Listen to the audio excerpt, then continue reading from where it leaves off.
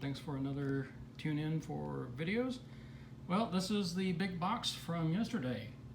This is the Truckfridge. This is the TF49, which has both the capability of 110 AC electrical as well as DC, so I can go on 12-volt battery.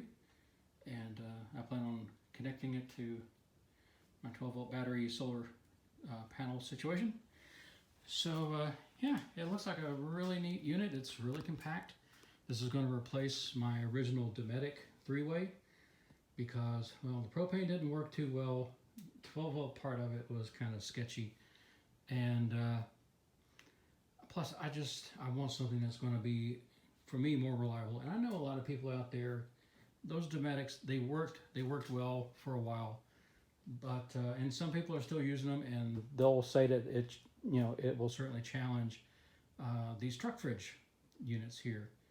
But I think I just wanted something a little bit newer and a little more, for me, peace of mind on the reliability part.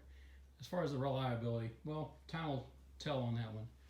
But looks pretty good. So these wires here, that's for the 12 volt. So I'll have to get some connectors for that.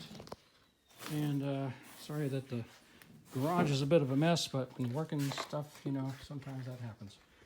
So there's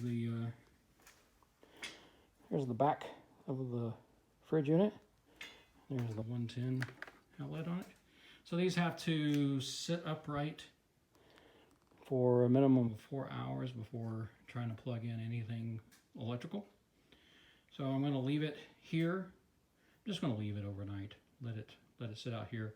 And then tomorrow will be the dismantling of getting the Dometic out of the van, getting that area cleaned up and prepped, and then get this one plugged in and test it out. May even try to go camping this weekend with it. Who knows? So anyway, tune in tomorrow, and we'll see what kind of progress we can make. All right, thanks for watching. Bye-bye.